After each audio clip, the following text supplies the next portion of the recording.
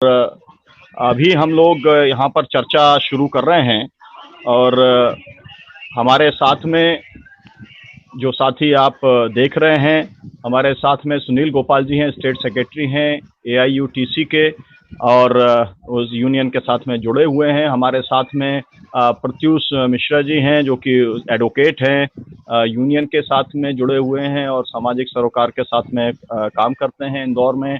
और राजन तिवारी जी हैं जो कि वहाँ पर श्रमिक भी हैं, यूनियन के साथ में जुड़े हुए हैं, श्रमिक जनता संघ के साथ में।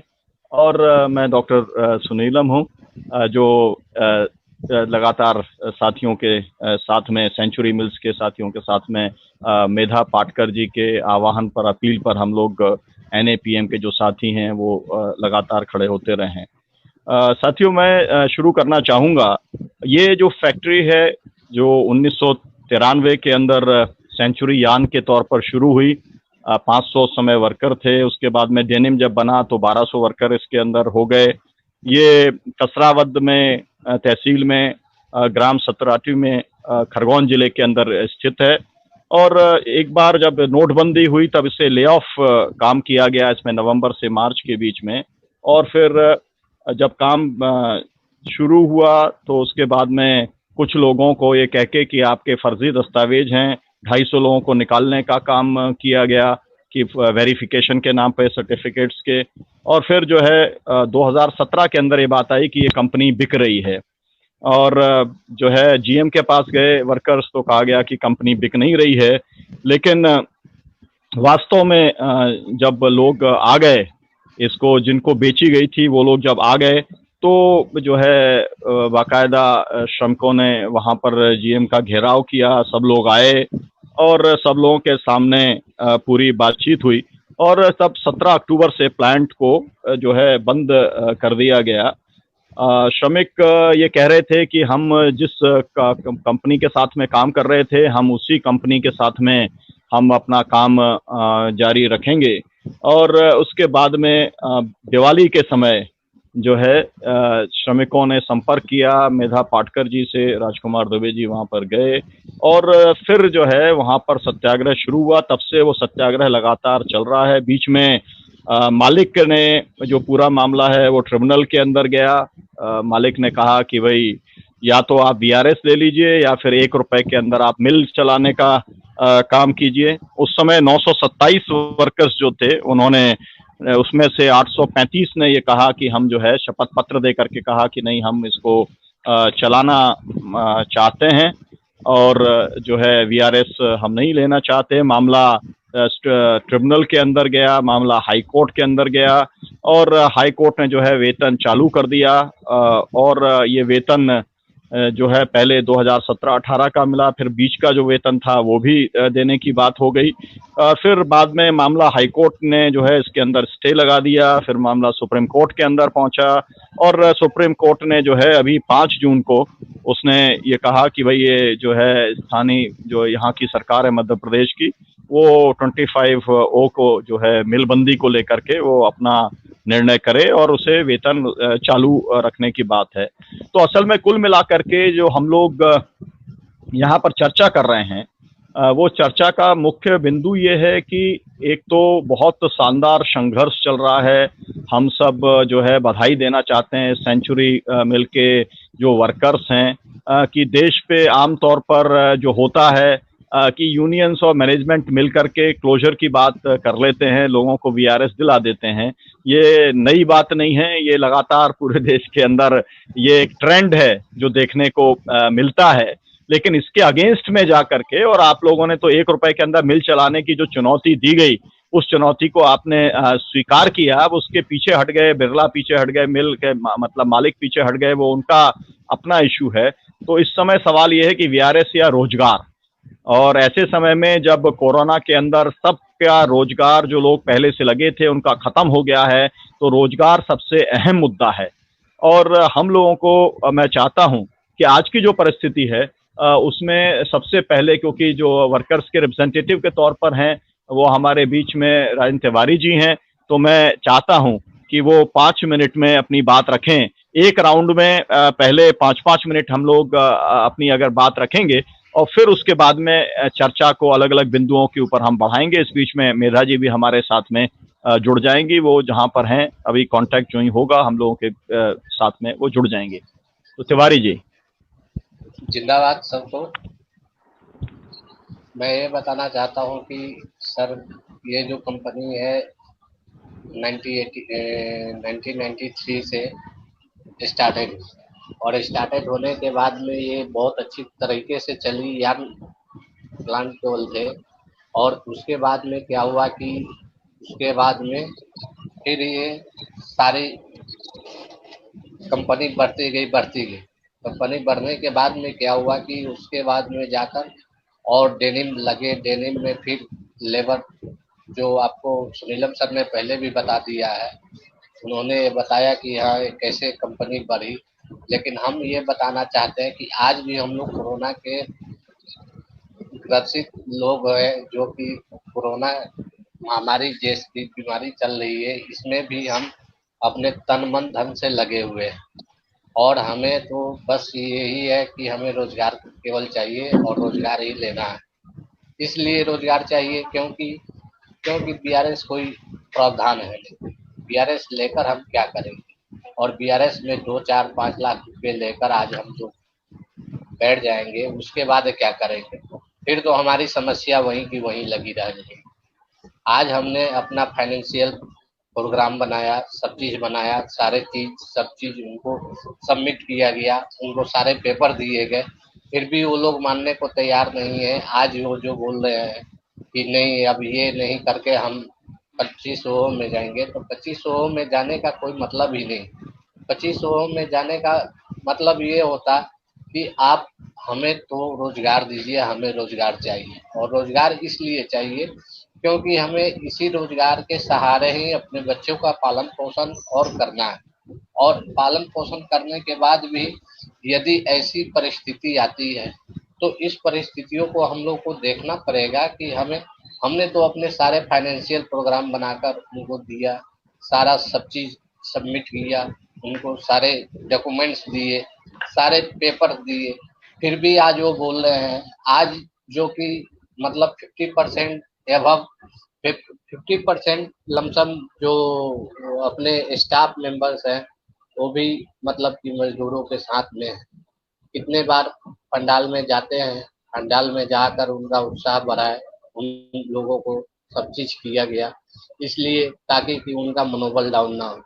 क्योंकि हम ये जानते हैं कि प्लांट कैसे चल सकता है और कैसे उसको चलाना है, और ये चलाने के लिए हमें क्या क्या करने पड़ेंगे, वो सारी चीज हमने उनको पेश किया। लेकिन आज उस चीज को देखा नहीं जा रहा है, आज भी इस चीज को इग्नोर किया जा रहा है। तो इग्नोर करने का ये मतलब नहीं हो रहा है कि मतलब कि हम इस चीज को मतलब कतई भूल जाए कि हाँ कि ये बीआरएस इनको देकर निपटा दे। चाहे हमें तो बीआरएस बिल्कुल ही नहीं चाहिए। बीआरएस मतलब क्या? बीआरएस मतलब जीरो। आज जो बीआरएस जैसी शब्द जो बनी हुई है, आज बीआरएस देकर और हमें ये साबित करना चाह रहे हैं कि हाँ कि देखो ये मजदूर पैसे के लिए मजदूरी कर रहे हैं।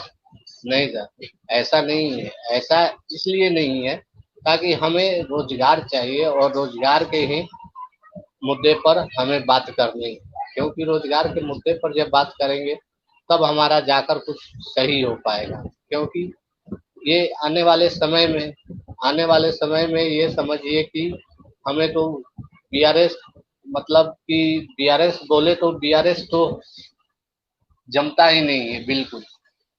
और ये सब चीजें जो है हम इसलिए बताना चाह रहे हैं ताकि कि हमारे श्रमिक भाई और हताश ना हो। क्योंकि हम लोग जो जोर शोर से आज जो अपनी बहुजन समाज के जरिए जो हम अपना प्रस्तावना पेश कर रहे हैं, आज हम जो अपना संवाद दे रहे हैं, ताकि हमारे मजदूरों को भी ये मालूम चले कि हाँ भाई ये क्या हो रहा है और क्या होना चाहिए। ये चीजें इनके लिए क्लियर करना जरूरी है, क्योंकि क्लियर होने जी पर ही बहुत तब जा जी क्लियर हो। जी आप जी जी तिवारी जी आप ने बहुत स्पष्ट कहा कि आप रोजगार के लिए अपना संघर्ष आप जारी रखेंगे और वीआरएस आपको मंजूर नहीं है। और बिल्कुल बिल्कुल। मुझे जो जानकारी दी है वो ये है कि दो जो कुल मिला के 926 वर्कर्स और 103 मैनेजमेंट के लोग जो हैं वो सब ने ये रोजगार के पक्ष की बात उन्होंने की है।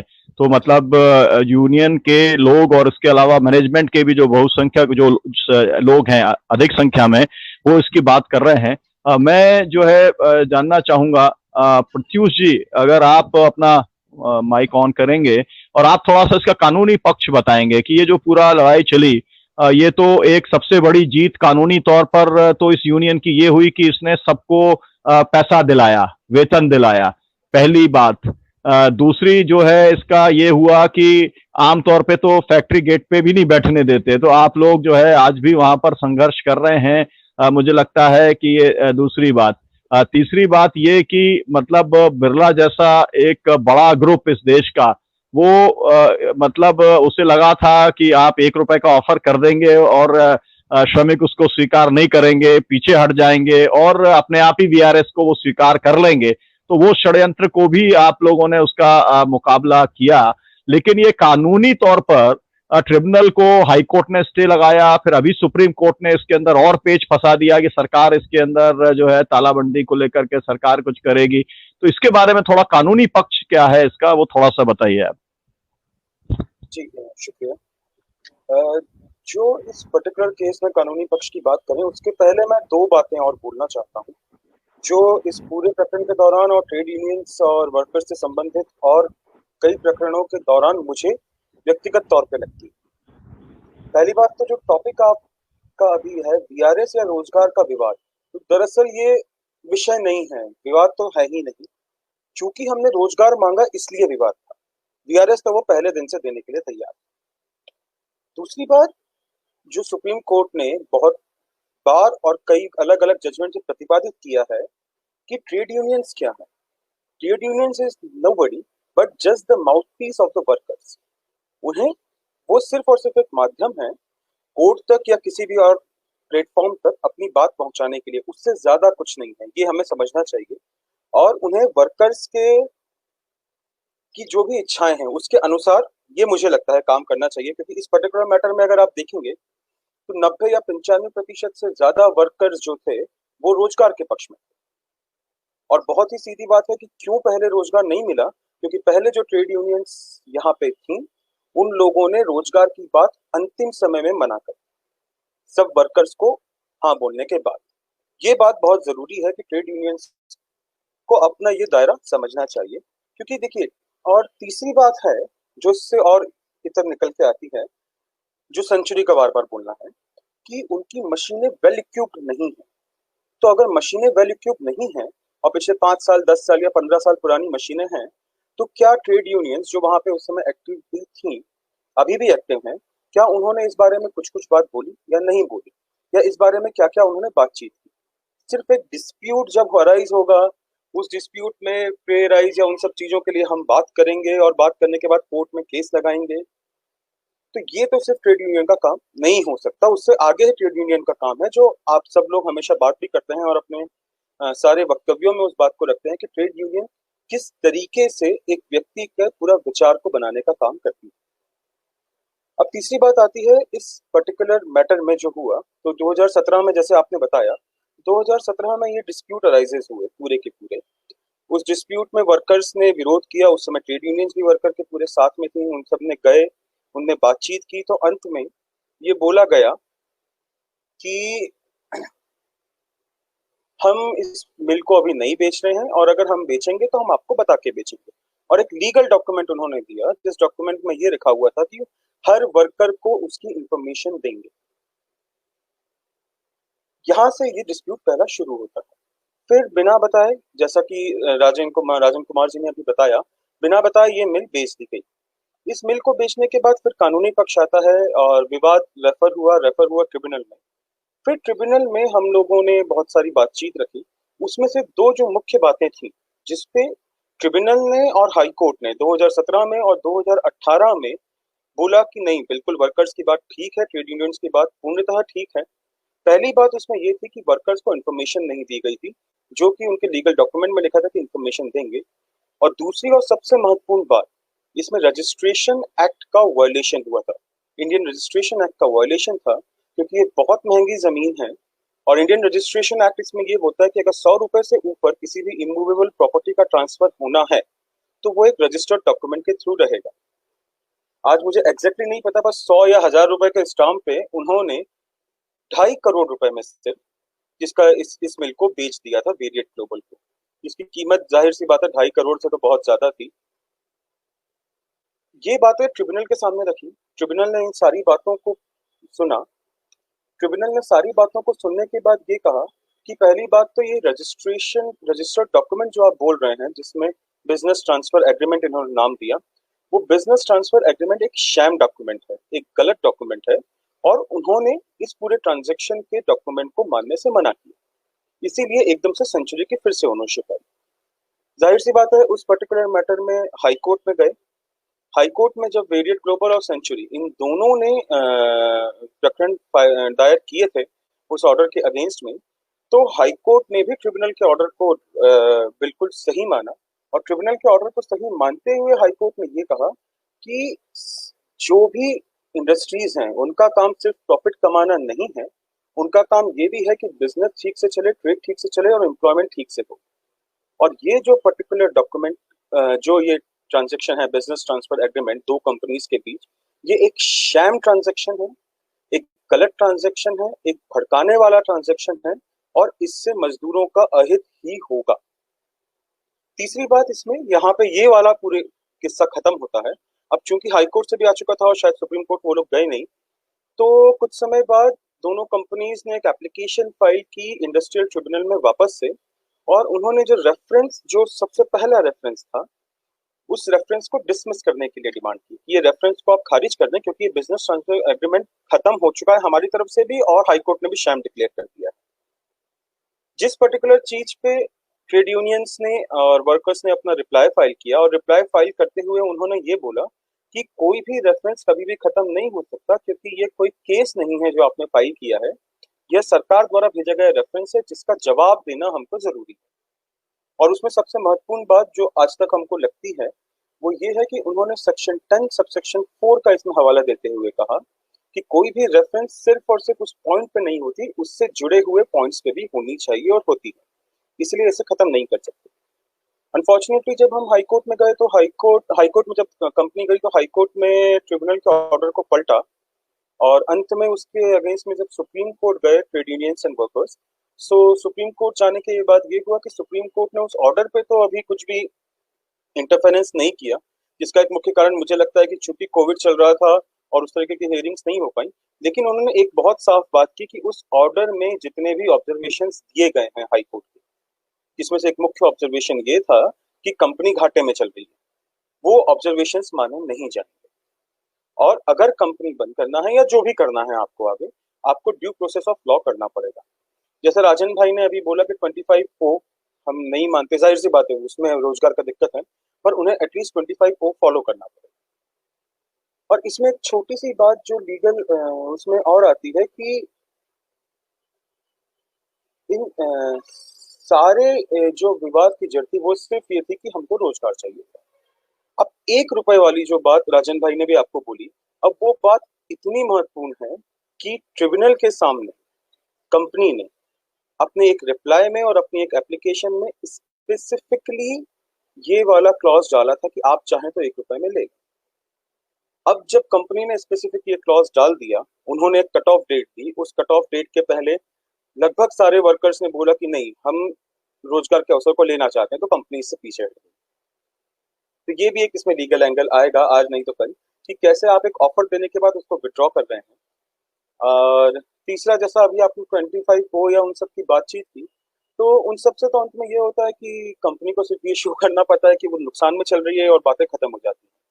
फॉर्चुनेटली ये है कि मध्य प्रदेश का जो अमेंडमेंट है 25O इंडस्ट्रियल डिस्प्यूट एक्ट का, वो अमेंडमेंट मेरे हिसाब से थोड़ा सा मजदूरों के पक्ष में है, क्योंकि उसमें एक डिटेल्ड इंक्वायरी और इन्वेस्टिगेशन चाहिए, और उसके साथ साथ मजदूरों को भी अपनी बात रखने का कहीं ना कहीं तो मौका मिल जाएगा। तो इसलिए ये चीज शायद और आगे जारी रह सकती है। और बाकी लीगल में तो मैं सिर्फ इतना ही बोलना चाहूंगा, यही कुछ खास बातें थी इस पूरे केस में। जी जी, बहुत बहुत शुक्रिया आपका। आपने बहुत स्पष्ट कर दिया। जो भी साथी लोग देख रहे हैं, जिन्होंने केवल सेंचुरी का संघर्ष सुना है या जाना है सोशल मीडिया के माध्यम से या कहीं अलग तरीके से, उन्हें आपने बहुत स्पष्ट कर दिया। आपने जो सवाल पूरे खड़े किए उसके अंदर आपने कहा कि ये कोई विवाद नहीं है वीआरएस का और रोजगार का, और वीआरएस मामला मुझे तो नहीं जा रहा वीआरएस का नहीं है, सीधे सीधे रोजगार का मामला है।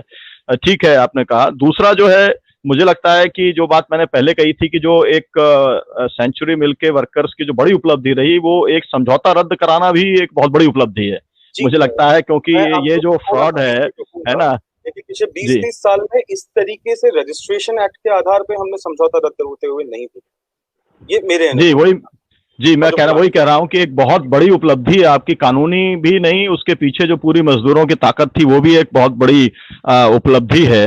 और अब जो है, जो गेंद है वो सरकार के पाले के अंदर पहुंच गई है, उसके बारे में तो बाद में बात करेंगे। लेकिन अभी जो ट्रेड यूनियंस के अंदर जो एक वातावरण बना हुआ है पूरे देश में, श्रमिकों के खिलाफ में जो वातावरण है, कॉरपोरेट को लाभ देने के लिए श्रमिक कानूनों को पूरा खत्म करके 4 कोड लाकर जो कुछ किया जा रहा है, वो जो परिस्थिति बनी है, उस परिस्थिति में ये संघर्ष कितना ज्यादा महत्वपूर्ण हो जाता है। मैं चाहूंगा सुनील गोपाल जी से कि वो थोड़ा इसके बारे में अपनी राय रखें, क्योंकि वो उनको बहुत अनुभवी साथी हैं।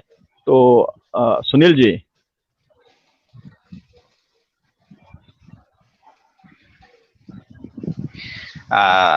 नमस्ते सुनीलम जी, मेधा जी नमस्ते, प्रत्युष जी और हमारे राजन जी।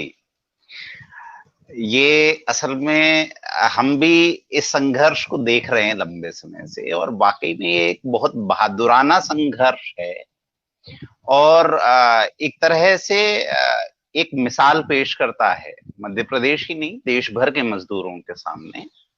ये जिस तरह से मैनेजमेंट को ऑफर देना पड़ा कि आप 1 रुपए में चलाइए, पहली बात तो यही जीत थी मजदूरों की। दूसरी बात, इस पर मजदूर और उनके नेतृत्व, जो जाहिर है आंदोलन के तरीके से समझ में आता है कि नेतृत्व वाकई सही हाथों में था, तो और आज भी है ही। तो ये सारी जो है ये मतलब जीत है मजदूरों की, ये बहुत बड़ी उपलब्धि है, छोटी उपलब्धि नहीं है। और ये बात आपने सही कही है सुनीलम जी। असल में आप देखिए 1991 के बाद से ही ये एक तरीका चल निकला है, क्योंकि जैसे हमारे प्रत्युष जी कह रहे थे, पहली बात थोड़ा सा क्या है, सुप्रीम कोर्ट ने ये भले ही कहा हो कि यूनियंस वर्कर्स की माउथपीस होती हैं, लेकिन हम ये मानते हैं कि यूनियंस को असल में वर्कर्स को जागरूक करना चाहिए, उनको राजनीतिक रूप से सचेत करना चाहिए।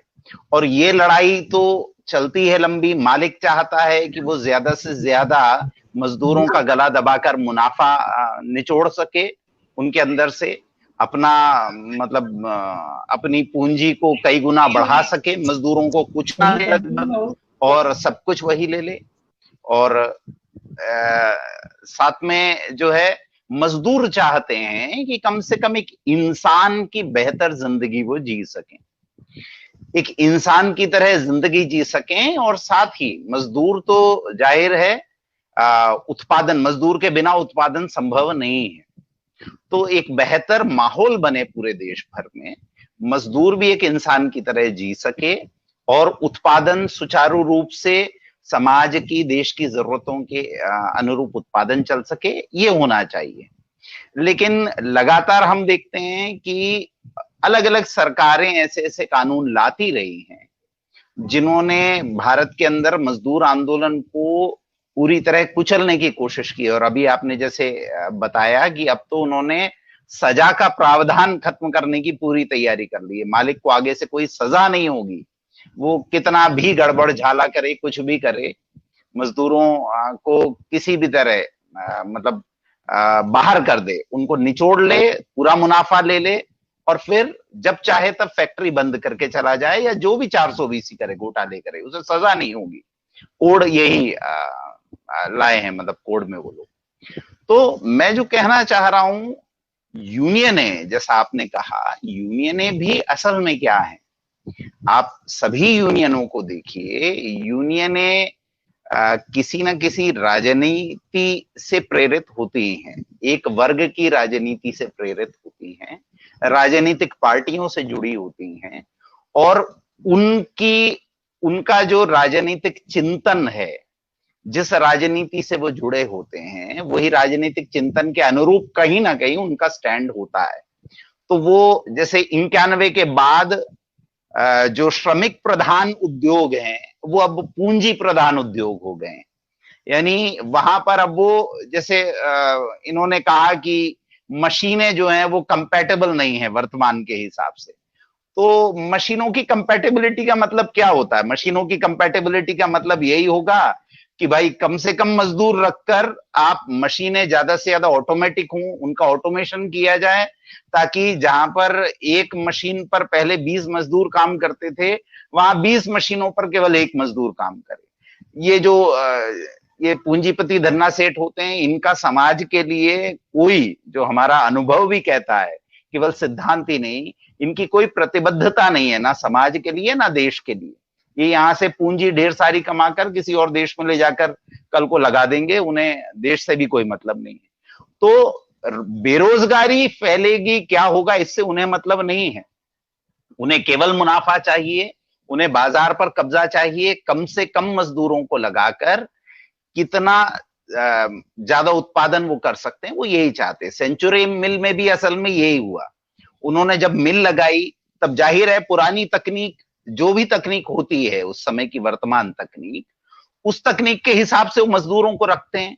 लेकिन असल में हम लोग भी जो समझते हैं कि मिल जब बढ़ती है, साथ में मिल मालिक भी बढ़ता है, तो इसमें मजदूरों का खून मिला होता है। पसीना तो बहता हमें दिखता है, लेकिन वो अपना खून जलाकर उत्पादन करता है, और उससे मालिक का मुनाफा बनता है, उससे वो मुनाफा निकालता है।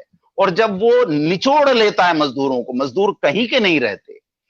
18-19 साल की उम्र में एक मजदूर मिल के अंदर जाता है, वो जाकर अपने महत्वपूर्ण यौवन के वर्षों को जब गला देता है मिल के अंदर, हड्डियों का पिंजर रह जाता है। 30-40-45 साल की उम्र में जब उसके ऊपर पूरी परिवार की जिम्मेदारी आ जाती है, तब मिल मालिक कहता है कि अब हमें तुमसे कोई मतलब नहीं है, हमको जितना मुनाफा तुमसे लेना था हमने ले लिया, अब तुम जाओ, हम मिल बंद कर रहे हैं। तो असल में इसके खिलाफ जो संघर्ष चलना चाहिए, इस प्रवृत्ति के खिलाफ ट्रेड यूनियनों को जो संघर्ष चलाना चाहिए, सेंचुरी मिल के मजदूरों ने बिल्कुल वही संघर्ष चलाया है। उन्होंने मना कर दिया, वीआरएस से क्या होगा, आप 2-5 लाख रुपए दे देंगे, उसके बाद क्या होगा, ये कितने दिन चलेंगे, जिंदगी भर तो चलने वाले हैं नहीं। और दूसरी बात, रोजगार का माहौल देश में खत्म होता जा रहा है। ये जो चिंतन लेकर आ रहे हैं मीडिया के थ्रू, ये चिंतन ऐसा लेकर आ रहे हैं कि देश का मतलब केवल इस देश का पूंजीपति वर्ग है, केवल इस देश के धन्ना सेठ हैं, और वो जो कहें उसी को मान लिया जाए चुपचाप। वो कहें कि अब मिल में घाटा हो रहा है तो मिल बंद कर दी जाए। अगर घाटा हो रहा है तो मिल को चलाने की जिम्मेदारी भी तो आपकी थी, घाटे की जिम्मेदारी आप लीजिए। इतने मजदूरों की जिंदगी के साथ जो गुजरा उसकी जिम्मेदारी आप लीजिए, और आपको आजीवन ये आपका कमिटमेंट निभाना पड़ेगा। एक मजदूर जब फैक्ट्री में ज्वाइन करता है, उसके साथ एक कमिटमेंट होता है कि वो जिंदगी भर जब तक काम करने की उसकी क्षमता है, जिस उम्र तक, तब तक उसको रोजगार दिया जाएगा। तो ये कमिटमेंट कहीं पूरा नहीं किया जा रहा है, और ये बहुत ही निराशा की बात है एक तरफ कि कतिपय यूनियनें अपनी राजनीतिक, जहां से जिन राजनीतिक पार्टियों से वो जुड़ी हैं, और उनका जो एजेंडा है उसी को लागू कर रही हैं, मजदूरों की बात नहीं सुन रही हैं। लेकिन ऐसे एक समय में सेंचुरी मिल के मजदूरों ने जो बहादुराना संघर्ष की मिसाल पेश की है, मुझे लगता है इस मिसाल को देश भर के मजदूरों में जाना चाहिए, और ये लड़ाई हर जगह होनी चाहिए कि वीआरएस देकर मिल बंद करके जाने से काम नहीं चलेगा। इस देश के अंदर मजदूर को भी इंसान की तरह जीने का हक है, और वो हक उसे स्थायी रोजगार से ही प्राप्त हो सकता है। जी जी सुनील जी, आपने जो इसका पूरा वैचारिक पक्ष है ये आपने बहुत अच्छे तरीके से रखा, और वास्तव में जो ट्रेड यूनियन के सामने चुनौती है वो भी आपने उसको रेखांकित करने का काम किया है। हम लोग क्योंकि व्यापक ट्रेड यूनियन एकता के पक्ष में हैं, ट्रेड यूनियन की, किसानों की, अनऑर्गेनाइज सेक्टर की, सबकी व्यापक एकता बननी चाहिए, क्योंकि जो कॉरपोरेट लूट की चुनौती है वो सभी के लिए है। और अपने आप को ट्रेड यूनियंस भी एक तरीके से अस्तित्व की लड़ाई भी लड़ने का काम इस समय कर रहे हैं, और जो है इसलिए सब लोग एकजुट हैं। तो हम लोग उस एकजुटता को भी जारी रखना चाहते हैं, और एक इंटरनल डिस्कशन के तौर पर भी हम यूनियंस के साथियों से कहना चाहते हैं कि ये जो एक मॉडल सेंचुरी के अंदर जो श्रमिकों ने जो मॉडल एक पेश किया है उसके ऊपर वो गंभीरता से विचार करें। ऐसा ना सोचें कि केवल जो है जो दूसरे तरीके हैं उसी से ही ट्रेड यूनियन को आगे चलाया जा सकता है। ये भी एक तरीका है जिससे आगे बढ़ने का काम हो सकता है। सत्येंद्र यादव जी बार बार जुड़ने की कोशिश कर रहे हैं, लेकिन कुछ टेक्निकल प्रॉब्लम है। तो मैं चाहता हूं कि सेकंड राउंड में फिर बात करेंगे, लेकिन मेधा जी हैं, और मेधा जी कोई ट्रेड यूनियन लीडर के तौर पर मेधा जी की पहचान देश के अंदर नहीं है, ट्रेड यूनियन परिवार की हैं, और एचएमएस परिवार की हैं। केमिकल यूनियन का नेतृत्व जो है आपके जो है पिताजी करते थे एचएमएस के, ये तो सब लोग जानते हैं। लेकिन बाकी पहचान जो है वो एक नर्मदा घाटी की आवाज के तौर पे, जन आंदोलनों की आवाज के तौर पर है। लेकिन बंबई के अंदर भी और यहाँ पर भी, और आज कई सारी यूनियंस का इस समय वो नेतृत्व कर रही हैं। तो मैं ये जानना चाहूंगा कि आप स्पेसिफिक किसके ऊपर आए। इसके पहले मैं जानना चाहूंगा कि आपने जब शिफ्ट किया, एक तरीके से मैं कहूंगा, पूरा इसे छोड़ा नहीं, आप जो काम कर रही थी वो तो आपका जारी है, लेकिन आपने ये भी तय किया कि ट्रेड यूनियन का काम जो है इसके अंदर भी मैं जुड़ने का काम करूंगी। और मेरे जैसे व्यक्ति को, जिसको अपना अनुभव ट्रेड यूनियन का ये आया कि ये तो बिल्कुल 24 घंटे से ज्यादा का काम है, और मतलब इसके अंदर एक बार गए तो इससे निकलना जो है वो इम्पॉसिबल है।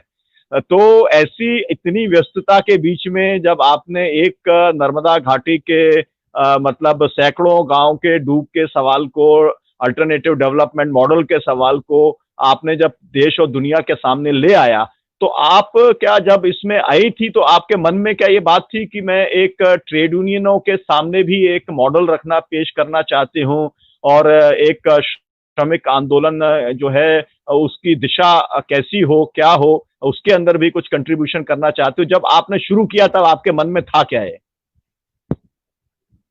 मेधा जी,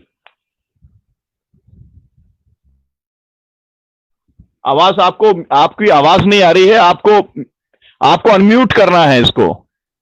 हाँ जी, अब बोलिए, शुरू से बोलिए आप। मैं अभी बात शुरू कर रही हूँ।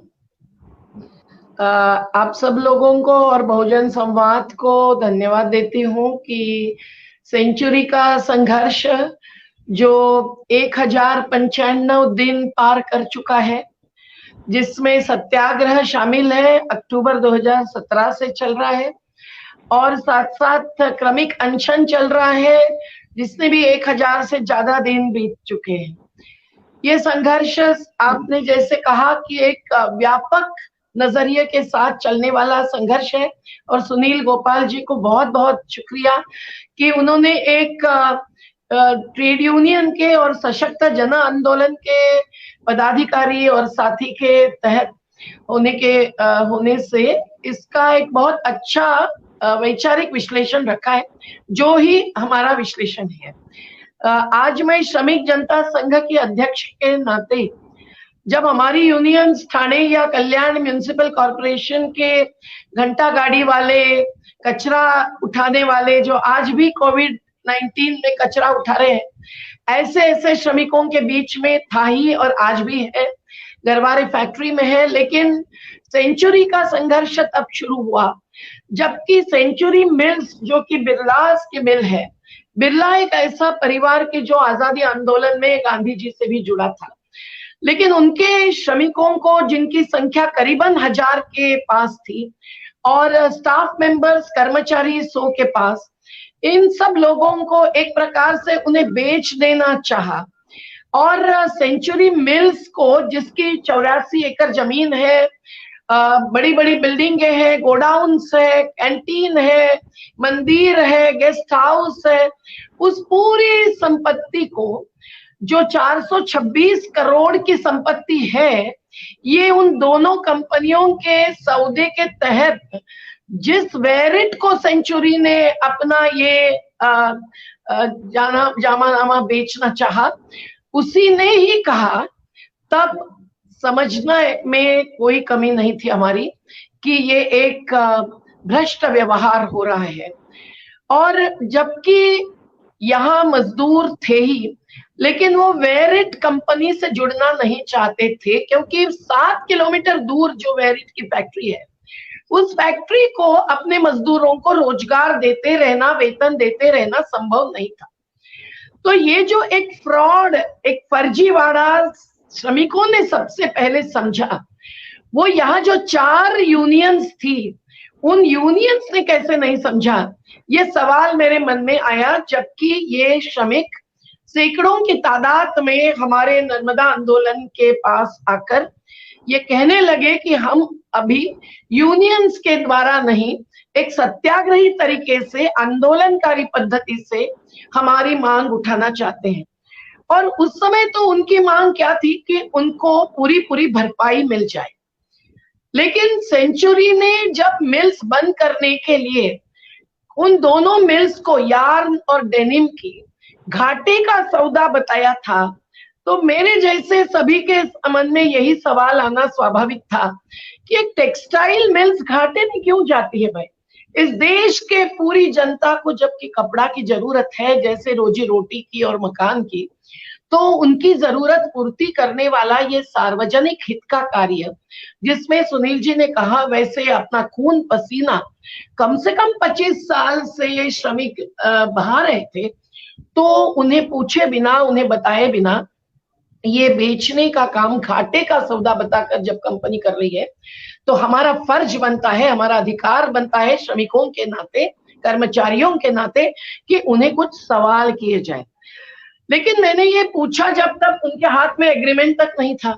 तो एग्रीमेंट में तो ये बात क्या लिखी है, कैसे लिखी है, ये जानने के लिए श्रमायुक्त ने भी जब कहा कि हमारे पास भी एग्रीमेंट नहीं है, तो मैं तो चौंक गई।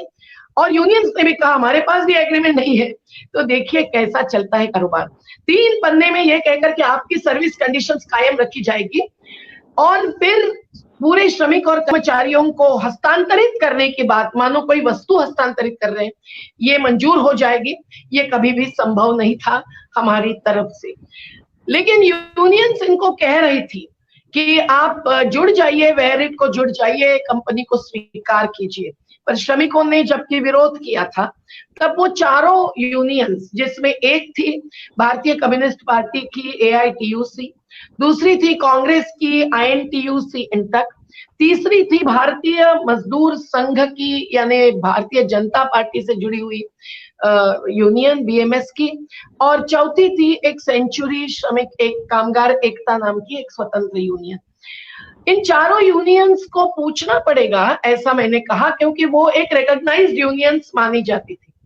और हमने उनको पूछा ही नहीं, हमने उनको एक मंच पर लाया पहली ही आम सभा में, और ये भी शर्त मैंने डाली कि आपकी महिलाओं को यहाँ हाजिर रहना जरूरी है, क्योंकि वो कोई आपकी डोमेस्टिक वर्कर्स, घरेलू नौकरानियां नहीं है, उनका भी हक बनता है। तो जैसे श्रमिकों का हक बनता है उनके रोजगार के बारे में, इतने साल एक सेवा देते, कर्तव्य पूरा करते, एक बड़ी कंपनी की तिजोरी भरते हुए जो अपना योगदान दे चुके थे, तो महिलाओं का भी योगदान जरूरी है कहकर वो बड़ी आम सभा में सेंचुरी के गेट पर तमाम यूनियंस ने कहा कि हाँ, हम तो आपके साथ ही रहेंगे, आप सत्याग्रह का जो भी रास्ता अपनाएंगे। साथियों, इसीलिए ये एक अभूत मौका लगा हमको कि हम सब मिलकर एकता के साथ पेश आएंगे।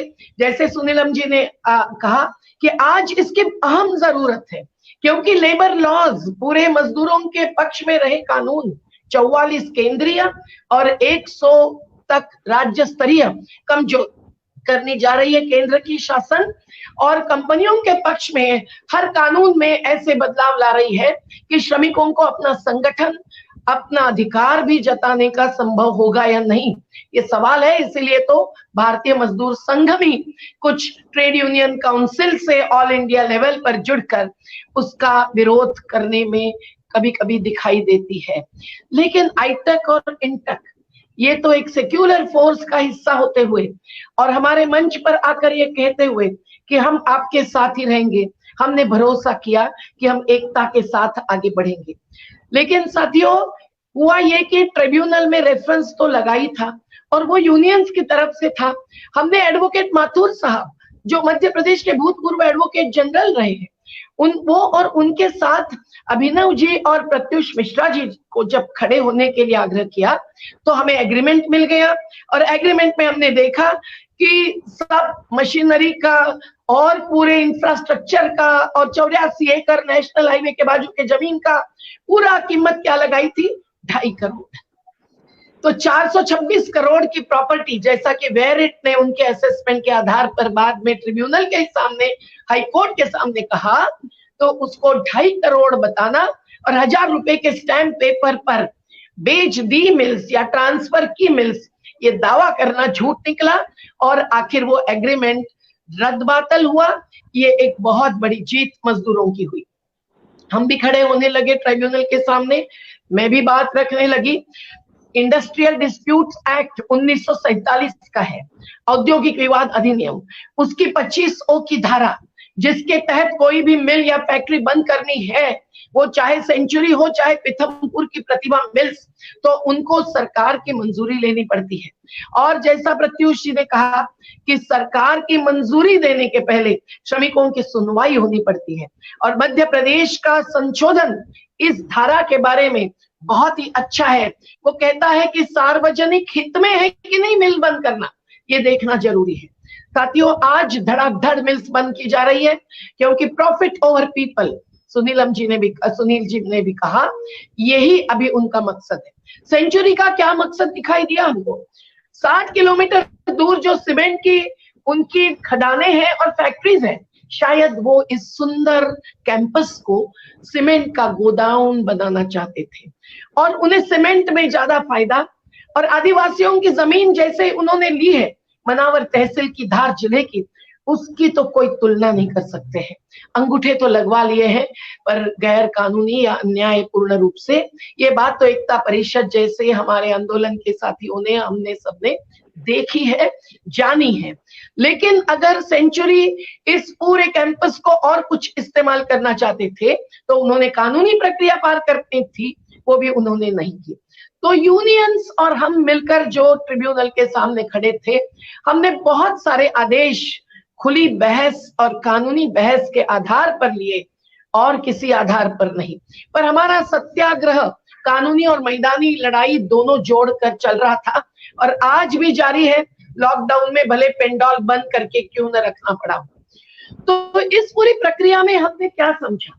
हमने समझा कि अगर ट्रिब्यूनल ने इसको फर्जी कहा है तो सेंचुरी को वो कैंसिल करना पड़ा और सेंचुरी हाईकोर्ट में गई तो भी हार गई। लेकिन सेंचुरी ने ये माना कि हम मालिक है, सेंचुरी ने माना कि मिल्स चल रही है, जबकि प्रोडक्शन बंद है, मार्केटिंग बंद है, मिल्स कैसे चल सकती है। लेकिन जब उन्होंने ये दावा किया तो ट्रिब्यूनल ने कहा फिर आप वेतन चालू करो। तो जो वेतन नहीं दिया था वो चालू करवाना और मिल खोलो का भी आदेश आखिर में हमको मिला कि मिल खोलो और काम दो। साथियों, वेतन देना मतलब कि रोजगार देना, ये जो दावा आजकल बहुत सारी कंपनियां कर रही है, ये आईटी कंपनी भले करे, लेकिन एक कपड़ा बुनने वाली, बुनियादी जरूरत पूरी करने वाली कंपनी को हम ये दावा नहीं करने दे सकते हैं। और रोजगार और वेतन दोनों जुड़ी हुई बातें हैं लेकिन अलग अलग है। अगर एक श्रमिक को अपनी बेटी को अगले साल के लिए कंप्यूटर साइंस के क्लासेस में या किसी यूनिवर्सिटी में डालना है या नहीं डालना है, इस पर निर्णय लेना है, जो सच्चाई मैं बता रही हूँ, तो उनको कैसे पता चलेगा, कैसे भरोसा होगा कि ये मिल जिसका प्रोडक्शन बंद है, उत्पादन बंद है, वो कब तक चलेगी। वैसे भी सेंचुरी ने बीच में 300 श्रमिकों को हटा ही दिया था, सालों बाद ये बताते हुए कि आपके डॉक्यूमेंट्स फर्जी हैं। वो भी चंद्रशेखर जी के बलिया जिले के यूपी के थे। यूपी और बिहार से कैसे आए लोग, ये तो सत्येंद्र भाई शायद आखिरी में बताएंगे। लेकिन ऐसी स्थिति में उन सभी श्रमिकों को बेरोजगार या रोजगार का भरोसा हटाकर छोड़ देना हमें मंजूर नहीं था। लेकिन जब सेंचुरी के वाइस प्रेसिडेंट हमारे साथ चर्चा में आए, वो यूनियंस के साथ नहीं आए थे चर्चा में, हमारे साथ चर्चा करने आए, और मैंने तो 2 वर्कर्स को गवाह रख के चर्चा की। ये बहुत अच्छा किया और हुआ, और उसमें उन्होंने पहले ही दिन वीआरएस 5 लाख का ऑफर जरूर किया, पर जब हमने कहा ये मंजूर नहीं है तो उन्होंने 1 मिनट में दूसरा प्रस्ताव रखा कि तो ऐसा है, अगर आपको लगता है कि ये घाटे का सौदा नहीं है, हम बिना कारण इसको ऐसा बता रहे हैं, तो क्यों ना 1 रुपया में आप ये दोनों मिल्स लेकर चला के दिखाएं। मुझे याद आया पिताजी की और एबी वर्धन जी की बात पे, जब कमाणी ट्यूब्स को थंकप्पन जी ने स्वीकार किया था और मिल्स चलाने की जिद रखी थी, और इन्होंने तो हमको कहा कि अभी ताई, अभी 1 रुपए का स्टैम्प पेपर लेके आओ, मैं उसी पे हस्ताक्षर करके देता हूँ। मैंने कहा 1 रुपया में विदाउट लायबिलिटी? तो बोले हाँ विदाउट लायबिलिटी। मैंने कहा फिर आप बैलेंस शीट और सब हमको दिखाएंगे, आप कर्जदार तो नहीं है कि जो कर्ज हमारे माथे पर आएगा? बोला नहीं, बिल्कुल नहीं, यूनियंस को मैं कभी नहीं ऑफर करता, लेकिन आप हैं और आपके साथ सब लोग हैं तो हम आपको ऑफर करते हैं। साथियों, हमें सही में रोंगटे खड़े हो गए और ऐसा लगा कि ये ऐतिहासिक मौका है मिल्स चलाकर दिखाने का। और आखिर मिल्स चलाता कौन है, हल कौन चलाता है, मिल्स कौन चलाता है? इसी पर हमारे नवीन मिश्रा जी अंत में एक 3 मिनट का गीत शायद पेश करेंगे, अगर नहीं कर पाए होंगे। ये बहुत जरूरी बात है कि हम लोग जब रोजगार के पक्ष में बोलते हैं, आज भी लॉकडाउन में, कोविड-19 के पैंडेमिक में, हम जब ये चाहते हैं कि रोजगार निर्माण हो, हम जब चाहते हैं कि रोजगार मूलक अर्थव्यवस्था हो, हम जब चाहते हैं कि लेबर इंटेंसिव टेक्नोलॉजी हर क्षेत्र में अपनाई जाए, और हम चाहते हैं कि श्रमिक आज नहीं कल, कल नहीं परसों, कभी तो इस देश के उत्पादन व्यवस्था के एक एक मिल और कारखाने के या खेत के भी मालिक हो, तो ये मौका हम क्या खोल सकते थे? नहीं। हमने 6 महीने तक कड़ी मेहनत की, हमने अलग-अलग राज्यों से बुलाया। हाँ। मेधा जी, मैं आपसे थोड़ा सा ये जानना चाहता हूँ कि आपको सामने रख करके वाइस प्रेसिडेंट ने ये ऑफर दिया, उसके बाद वो पीछे क्यों हट गए? आपकी जो इंटीग्रिटी थी, आपका सब, हाँ, तो उसी के ऊपर थोड़ा सा जरूर जानना चाहेंगे, क्योंकि ये बहुत बड़ी एक बात है। मतलब ऑफर करना अपने आप में बहुत बड़ी बात है, और फिर पीछे हटना इतने बड़े व्यक्ति का, इतने बड़े ग्रुप का, वो क्या कारण था? वो भी जो है अगर सबके सामने आएगा तो अच्छा रहेगा। जी बिल्कुल आती हूँ।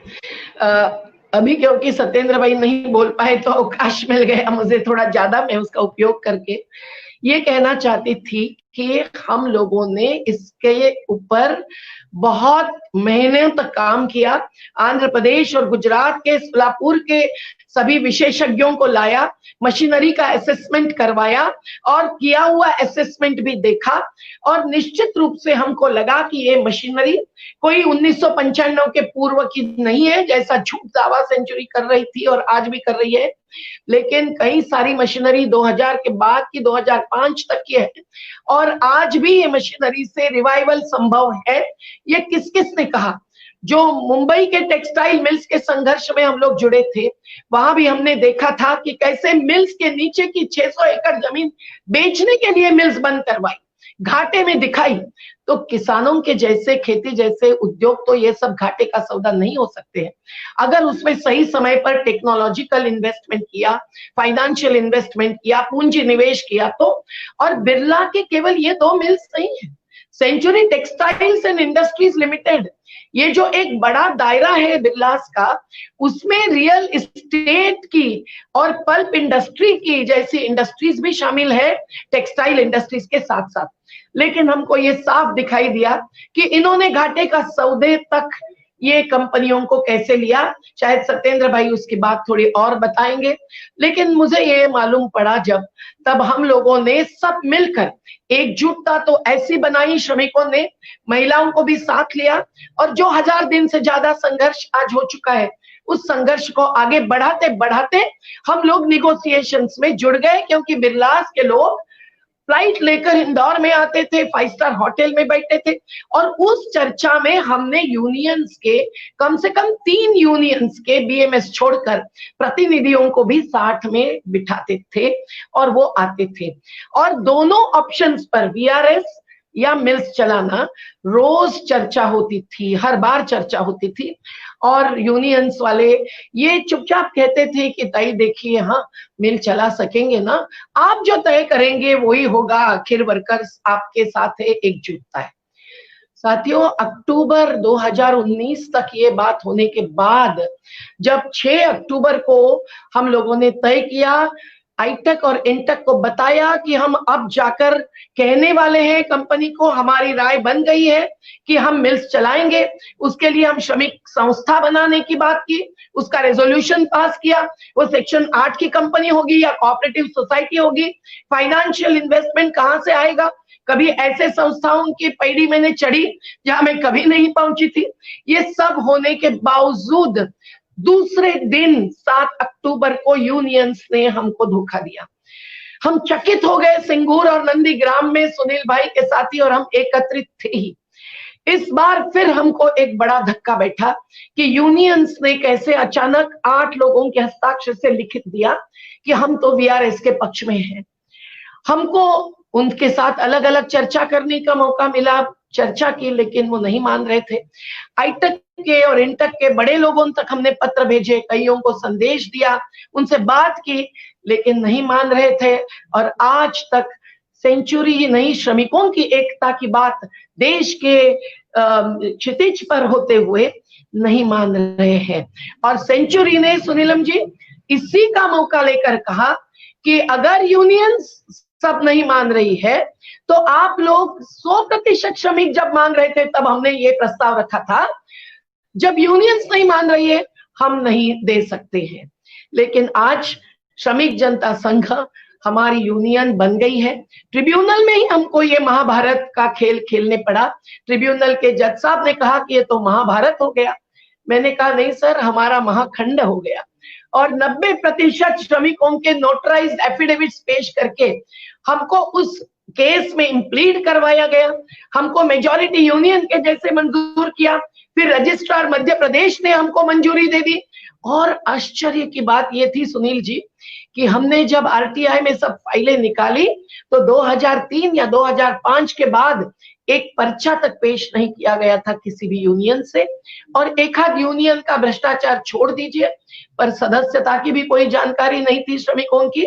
और श्रमिकों ने हर 4 यूनियन का इस्तीफा एक एक करके देकर उन हजारों पन्नों को हमने पेश जब किया, तब हम लोगों का स्टेटस, हमारे अधिकार स्थापित हो गया। आज इस स्थिति में हम हैं। और सेंचुरी ने धोखा दिया, इतना ही नहीं, अनफेयर लेबर प्रैक्टिसेस शेड्यूल 5 जो है, जो औद्योगिक विवाद अधिनियम के तहत है, उसमें ट्रेड यूनियंस के लिए अनफेयर लेबर प्रैक्टिसेस भी है। मैं बहुत दुख के साथ ये कहना चाहती हूँ और सभी ट्रेड यूनियंस के बड़े बड़े नेताओं को आग्रह करना चाहती हूँ कि आप इसे समझिए, देखिए कि अगर जनतंत्र के खिलाफ 90% वर्कर्स ने जो कहा है उसके खिलाफ उनके खुद के 5, 10, 25 जो भी वर्कर्स होंगे, 1000 में से आज हमारी संख्या जा चुकी है करीबन 850 से आगे, तो भी अगर वो आग्रह कर रहे हैं कि, और सेंचुरी को लिख के उन्होंने भेजा है कि हम तो वीआरएस के लिए तैयार है। और उसी के कारण ये ऐतिहासिक मौका खो देने की हकीकत बन गई है लेकिन हमने खोया नहीं है, हमने बहुत कुछ पाया है इस आंदोलन से। और हम पूरे देश के श्रमिकों के लिए आज जब बेरोजगारी, अर्थ रोजगारी छाई हुई है, हमारी घरेलू नौकरानियों से लेकर कल कारखाने के मजदूर क्या भुगत रहे हैं। एवटेक जैसी कंपनी, प्रतिभा मिल्स जैसी कंपनी, पीथमपुर की एक एक कंपनियों को बस अपने प्रॉफिट की पड़ी है। और अब तो वो लॉकडाउन के लॉसेस भी बताएंगे, लेकिन लॉकडाउन के पहले भी लॉसेस बताकर कंपनियां बंद करने का मनमानी का खेल बहुत सारी कंपनियों ने अपनाया है। हमने फिर भी सेंचुरी पर भरोसा किया। आज भी हमें लगता है कि ऐसा कैसे हो सकता है कि इतना बुजुर्ग, उच्च स्तर का, इतने बड़ी कंपनियों के एक अलायंस का एक अधिकारी और उनके साथ बैठे हुए उनके लीगल एडवाइजर और 4 लोग जो बार बार हमारे साथ इसकी चर्चा करते थे, और आखिर में हम यहां तक पहुंचे कि बस अब आप एक हमके लिखित प्रपोजल दे दीजिए। हमने प्रपोजल दिया, फाइनेंशियल प्लान। हमारे स्टाफ मेंबर्स को मैं सलाम करती हूँ, उन्होंने एक्सपर्ट से आगे जाकर फाइनेंशियल प्लान बनाया, कितने रुपए का इन्वेस्टमेंट करना पड़ेगा। और छटनी के बिना सभी श्रमिकों को अपनाना ही नहीं, एक सपना देखा कि उन महिलाओं को भी हम लोग रोजगार में अपना हिस्सेदारी देने के तक आगे बढ़ेंगे, चाहे गारमेंटिंग की दिशा में बढ़ेंगे या और किसी दिशा में बढ़ेंगे। पूरे मार्केटिंग की जांच परख हम फिर से भी करने को तैयार है। लेकिन ये जो मुद्दा है, मैं एक ही बात कहती हूँ कि सुप्रीम कोर्ट के ऐसे कई सारे फैसले हैं, उसमें पीएन भगवती जी के फैसले हैं, उसमें पीबी गजेंद्र गडकर जी के फैसले हैं, जिसमें बहुत ही खूबसूरती से एक व्यापक नजरिया जो सुनील भाई ने भी रखा, वो रखा हुआ है। वो कहते हैं कि श्रमिकों का खून पसीना जहां बहता है, उनका अधिकार होता है उस संपत्ति में भी जो उनके ही मेहनत और योगदान से बनती है। तो आज सेंचुरी मिल्स की जो संपत्ति बनी है, उसमें अगर श्रमिकों का अधिकार है तो उन्हें पूछे बिना, उन्हें बताए बिना और परस्पर फर्जीवाड़ा के द्वारा उन मिल्स की प्रॉपर्टी को बेचना हमें नामंजूर है। और आज तो जरूरी है रिवाइवल की, रीजनरेशन की, न केवल जंगल की, न केवल खेती की, लेकिन छोटे छोटे उद्योगों की और सेंचुरी जैसे कंपनी के उद्योगों की तो जरूरी। एक एटलास साइकिल बंद होने से कितने सारे लोग रास्ते पर आ गए हैं। तो हम चाहते हैं कि इस पर कड़ी बहस चले। हम चाहते हैं कि हमारी हिंद मजदूर सभा जो नेशनल फेडरेशन है, वो अन्य नेशनल फेडरेशन, आईटक और इंटक के जैसे फेडरेशन के साथ बात करे। हम चाहते हैं कि अब कोई भी मिल्स बंद नहीं होने दे मध्य प्रदेश की या किसी भी राज्य की या केंद्र की सरकार, क्योंकि जब टेक्सटाइल पार्क खोलने के लिए कमलनाथ सरकार ने आते ही बात उठाई, तो फिर क्या ये टेक्सटाइल की मिल्स चला नहीं सकते थे?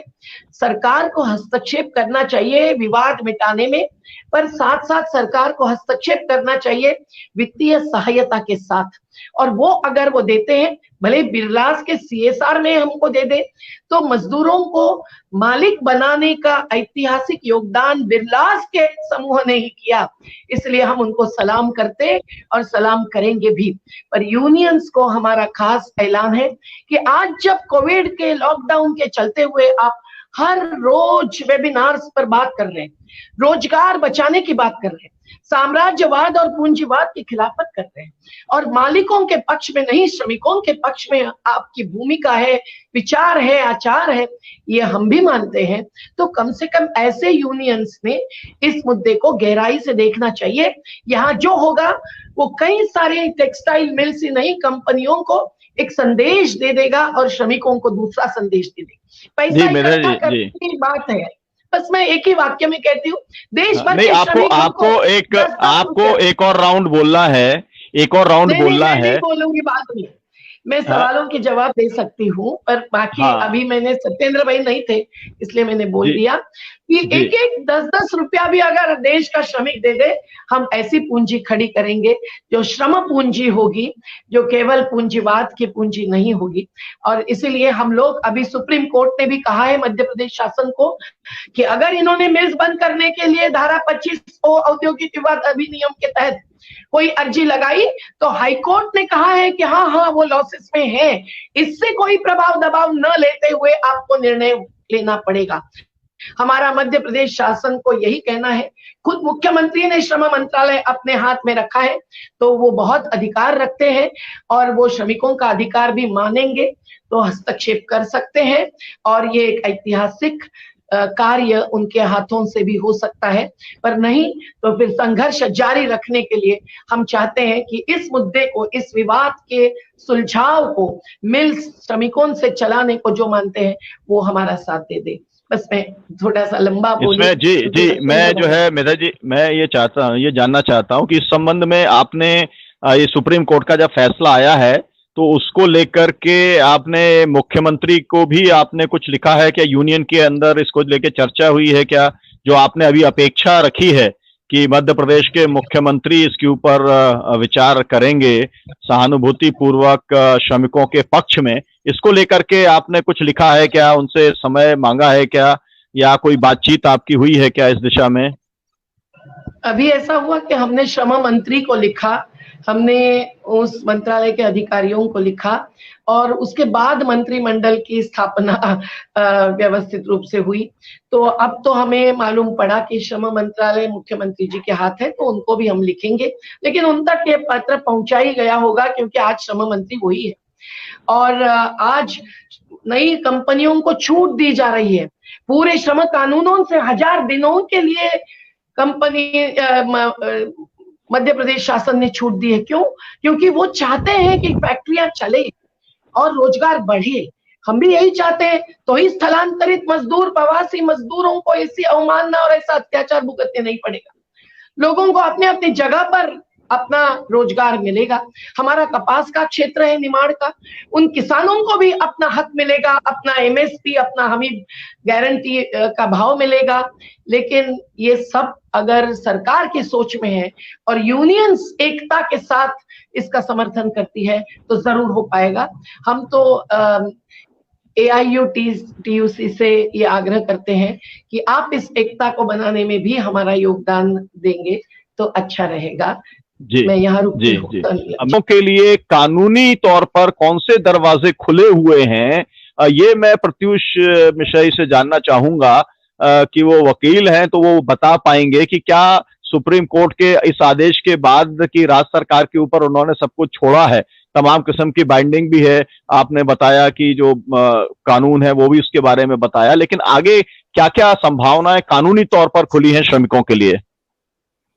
सुनील जी, बिल्कुल बात ठीक नहीं है कि सारी की सारी पाला अब राज्य सरकार के पास में है। आज भी सारी की सारी चीजें अगर एक हद तक देखा जाए तो कंपनी के हाथ में ही है।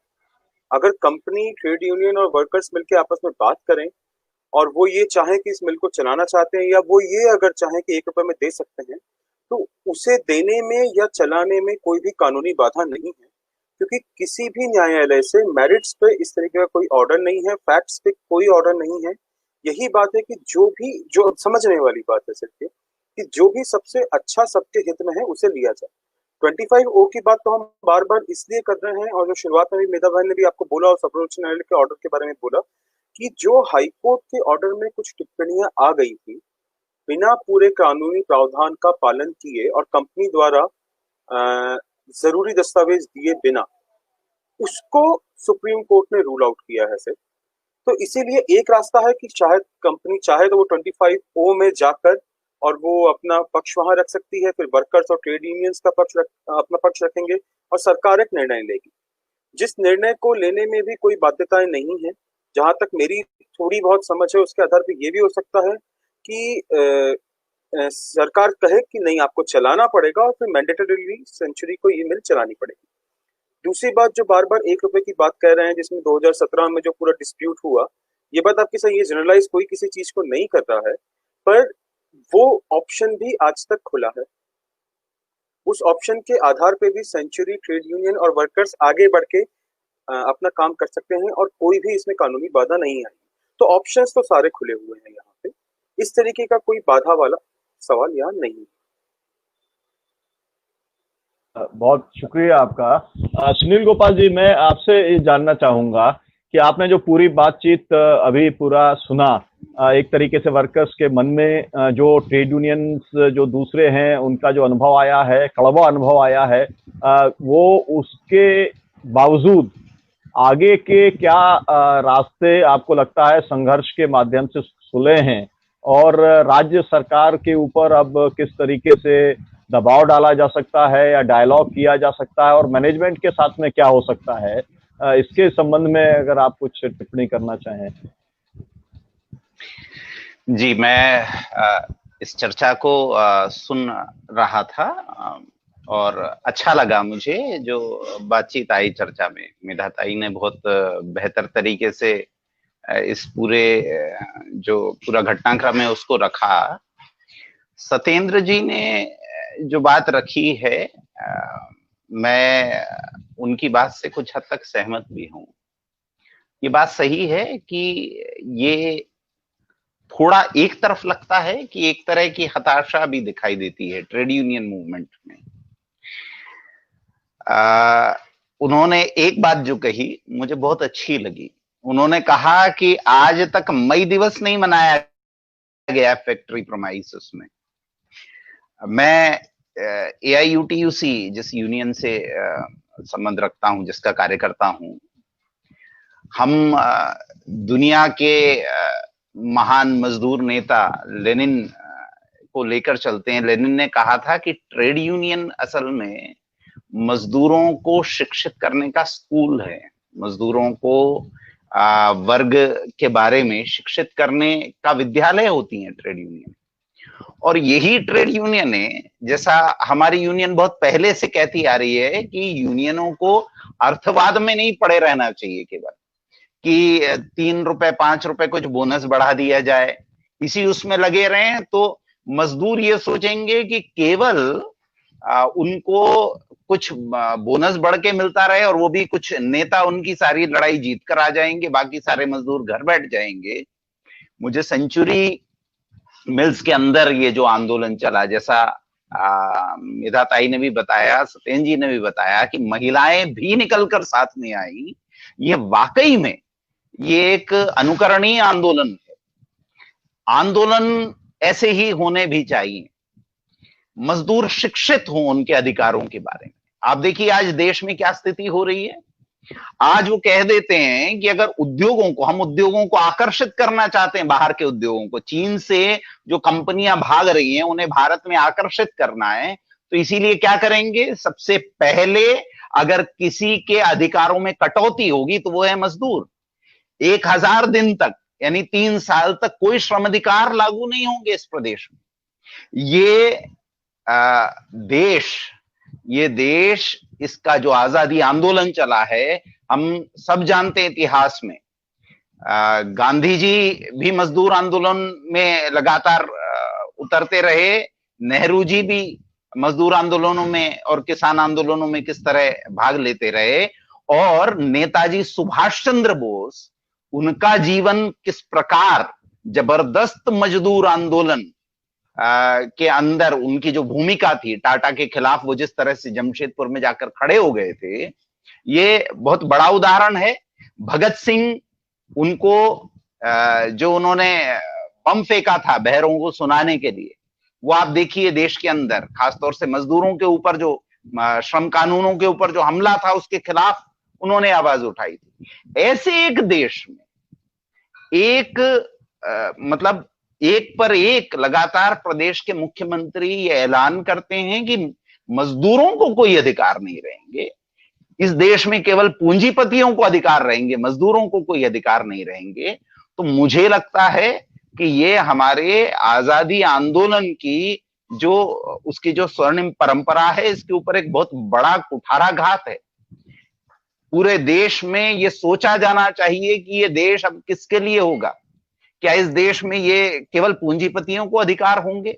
उन्हें सारे अधिकार होंगे, उनको सारे अधिकार दे दिए गए हैं, वो मजदूरों का खून चूस लें, वो जब चाहे तब फैक्ट्री बंद कर दें। सारे एक्ट्स में संशोधन हो रहे हैं, जितने ये एक्ट्स, ये जो है अंग्रेजों के समय भी इस देश में मजदूरों ने अपना खून बहाकर, सड़कों पर अपना खून बहाया, तब ये मजदूर मतलब तब अंग्रेजों के समय में अंग्रेजों ने एक जिस देश को वो अपना गुलाम देश मानते थे, वहां मजदूर आंदोलन के दबाव में उनको ये श्रम कानून बनाना पड़ा मजबूरी में।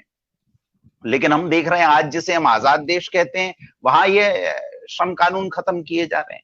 हम सबने देखा है प्रवासी मजदूर किस तरह सड़कों पर, मतलब यूं कहिए भूखे प्यासे 21 दिन तक, पहले उन्होंने सोचा शायद लॉकडाउन 21 दिन का ही है, और उसके बाद जब उनको समझ में आया लॉकडाउन बढ़ रहा है, तब भूख उनको लगा कि बीमारी से तो बाद में मरेंगे, पहले भूख से मर जाएंगे, तो इसीलिए वो सड़कों पर उतर आए और पैदल चल दिए। पूरे देश ने देखा कि कैसे मतलब सरकारों का रवैया क्या है मजदूरों के प्रति। इस देश में मजदूरों को मरने के लिए छोड़ दिया गया। तो ऐसे एक समय में मैं कहता हूं ये एक अवेकनिंग कॉल का समय है सारी ट्रेड यूनियनों को। हम सबको समझना चाहिए कि आज इस देश के अंदर मजदूर अधिकारों पर जितना बड़ा हमला है, ये हमला इस देश के अंदर गुलामी की एक नई तरह की जो है इबारत लिखी जा रही है, और इसके खिलाफ अगर हम सब ने मिलकर डटकर मुकाबला नहीं किया तो वो दिन दूर नहीं है जब वापस हमको उस आदिम युग में लौट जाना पड़ेगा।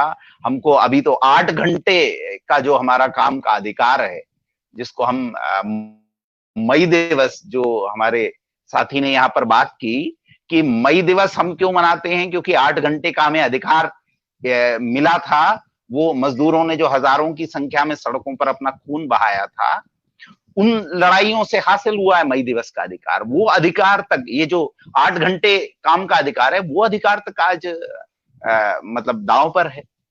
तो ऐसे में ट्रेड यूनियनों का काम बनता है कि वो मजदूरों को शिक्षित करें, उन्हें समझाएं कि कुछ पैसा बोनस में बढ़ोतरी, या आप देखिए ना ये अभी हो रहा है, मतलब मैं क्यों इस आंदोलन को इतना प्रशंसा की नजर से देख रहा हूं, क्योंकि बीएसएनएल तक इन्होंने बंद कर दिया सबको वीआरएस देकर, और वो तो ये कह देते हैं वीआरएस तुमको नहीं चाहिए, हम सीआरएस दे देंगे। और बड़ी बड़ी यूनियनें जिन बड़े सार्वजनिक उपक्रमों में बैठी हुई हैं, वो उन बड़ी यूनियनों के होने के बावजूद वो सार्वजनिक उपक्रम कौड़ियों के दाम बेच दिए जा रहे हैं। तो ये हम लोगों को दोबारा ये समझना पड़ेगा कि ये पुनः संगठित होने और सड़कों पर उतरने का दौर है। राज्य सरकार के पाले में जो गेंद डाली है, और प्रत्युष भाई जो कह भी रहे थे कि नहीं ये गेंद असल में राज्य सरकार के अकेले पाले में नहीं है, ये कंपनी के पाले में है। लेकिन हम जानते हैं, मतलब मैं तो खास तौर से ट्रेड यूनियन आंदोलन से के कार्यकर्ता के रूप में ये कहना चाहता हूं कि एक सही तौर पर वर्ग सचेत मजदूर ये जानता है कि इस देश की न्यायपालिका हो या इस देश की कार्यपालिका हो या इस देश की ये जो विधायिका है, ये सिस्टम को चलाने के लिए, और ये सिस्टम मजदूर विरोधी सिस्टम है। तो इसमें केवल सिस्टम के अंदर जाकर न्याय की हम उम्मीद करें कि हम किसी कोर्ट में चले जाएंगे और केवल कोर्ट से हमें न्याय मिल जाएगा, तो मुझे लगता है ये अधूरा है। हमको दोनों जगह लड़ाई लड़नी पड़ेगी। कोर्ट में हमारी लड़ाई लड़ी जाएगी, हमारी बात रखी जाएगी। इन्होंने जिन मजदूर कानूनों को, जो आज भले ही नाम के लिए बचे हों, लेकिन उनको एक्सपोज हम कर सकते हैं कोर्ट के अंदर लड़ाई से, लेकिन सड़कों पर लड़ाई उतनी ही महत्वपूर्ण, बल्कि उससे ज्यादा महत्वपूर्ण है। अगर सड़कों की लड़ाई बंद हो गई तो कोर्ट किस दिन हमारे सारे अधिकारों को खत्म कर जाएंगे, किस दिन सारे अधिकारों को निगल जाएगी ये व्यवस्था, ये हम समझ भी नहीं पाएंगे। तो मुझे लगता है सेंचुरी मिल्स की भी जो लड़ाई है, प्रदेश के अंदर सभी यूनियनों को एक साथ आना चाहिए। हमने देखा है कि इतिहास में ऐसा बहुत सारे उदाहरण हैं। फ्रांस में ही अभी आप देख लीजिए, मजदूर सबसे पहले अपनी मांगों को लेकर सड़कों पर उतरे। मजदूर जब सड़कों पर उतरे, उनके समर्थन में किसान भी उतर गए, उनके समर्थन में छात्र भी उतर गए, उनके समर्थन में महिला संगठन भी उतर गए, और पूरे फ्रांस को किस तरह से उन लोगों ने जाम कर दिया था। अंत में सरकार को अपने तथाकथित श्रम सुधार, जिनको वो असल में पूंजीपतियों के हित में ये सुधार नहीं होते, मजदूरों के लिए तो ये बंटाधार होता है कानूनों का, ये श्रम सुधार नहीं होते, तो इन तथाकथित सुधारों से पीछे हटना पड़ा था।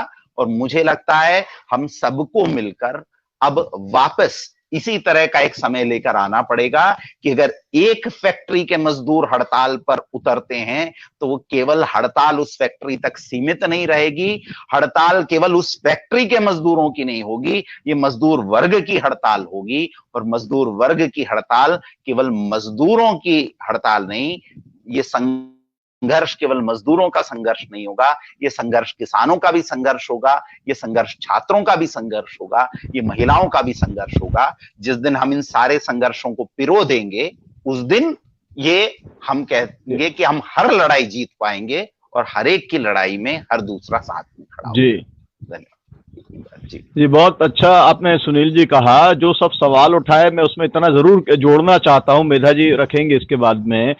मैं ये जरूर कहना चाहता हूं कि अगर जो है वो कानून का अगर साथ नहीं मिला होता, ट्रिब्यूनल का, हाई कोर्ट का, सुप्रीम कोर्ट ने तो अभी जो भी कुछ किया है, लेकिन तमाम सारी रेमेडी कानून से भी मिली है। और ये हमने मतलब हम इस समय जो एक तरीके से जो लोग सत्ता में बैठे हैं वो किस तरीके से न्यायपालिका को प्रभावित कर रहे हैं, मैं उसका खुद एक केस हूं, है ना, केस स्टडी हूं उसको जो है। लेकिन इसके बावजूद भी जो है वो जो रास्ते हैं उसमें कानून का बहुत बड़ा महत्व है। और हम जहां तक पहुंचे हैं सेंचुरी के संघर्ष में, मुझको लगता है कि जो लीगल रेमेडी है वो लीगल रेमेडी बहुत महत्वपूर्ण रही है। और इसलिए माथुर जी से लेकर के और प्रत्युष मिश्रा जी तक, और जो भी जहां पर भी अभी तो मेधा जी खुद ही मतलब वकीलों के तौर पर खड़ी होती हैं, हाई कोर्ट ट्रिब्यूनल से लेकर के और सुप्रीम कोर्ट तक, तो ये सब लोगों का जो एक कानूनी जो एक भूमिका रही है वो बहुत महत्वपूर्ण रही है। और उससे हम बहुत ज्यादा हम उम्मीद भी करते हैं। और जो संघर्ष की बात आपने कही, फाइनली तो जो है लड़ाई जो है श्रमिकों के द्वारा और गेट के ऊपर ही लड़ी जाने वाली है। जितना उसे व्यापक बना सकेंगे उसी से कुछ रास्ता निकलेगा। आप कुछ बोलना चाह रहे हैं सुनील भाई? जी हाँ सुनीलम जी, मैं ये कह रहा था कि लड़ाई केवल कोर्ट के ऊपर हम अगर आश्रित हो जाएंगे तो हमारी लड़ाई कमजोर पड़ेगी। कोर्ट के अंदर भी लड़ी जाए, कोर्ट के अंदर हम लड़कर, जैसा कि सेंचुरी के मिल के आंदोलन में साफ दिखाई दिया है कि इन लोगों ने सारे कानूनों की एक तरह से मतलब धज्जियां उड़ाते हुए ये समझौते किए। हाँ, तो ये हम कोर्ट के अंदर एक्सपोज कर सकते हैं। हम कोर्ट की, आप देखिए कोर्ट की जितनी रूलिंग्स आई ये मजदूरों के पक्ष में आई, लेकिन फिर भी ये कैसे गुलाटी मार जाते हैं बार बार। तो ये हमको कोर्ट के अंदर ये लड़ाई लड़नी होगी, लेकिन साथ में अगर बाहर मजदूर आंदोलन कमजोर पड़ गया, मेरा यही कहना है, तब ये लड़ाई कोर्ट के अंदर की अकेली लड़ाई जो है वो किसी भी तरह से मजदूरों के हित को पूरा नहीं कर पाएगी। मेरी बात असल जी नहीं, ठीक है। नहीं सुनील भाई, मैं तो समझ ही रहा हूं आपके विचार और विचारधारा को, मैं जानता ही हूं कि आप कोई मतलब कानून जो है उसको आप कोई डेनिग्रेट करने की बात या विलिटल करने की बात आप नहीं कर रहे हैं। आप दोनों की जो ताकत है वो आप अच्छे तरीके से जानते ही हैं। लेकिन मेरा ये भी आपसे कहना है कि जो लोग जो श्रमिक हैं वो तो संघर्ष कर ही रहे हैं। वो लोग तो जो है जो बताया कि 1000 दिन से ज्यादा से उनका संघर्ष तो चल ही रहा है।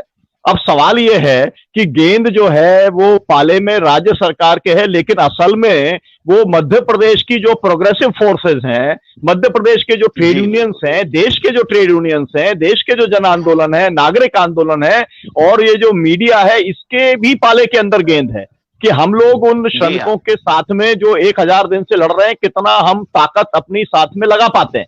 ये एक महत्वपूर्ण बात है। मेधा जी कुछ बोल रही थी। मेधा जी आप कुछ जोड़ेंगे इसके अंदर?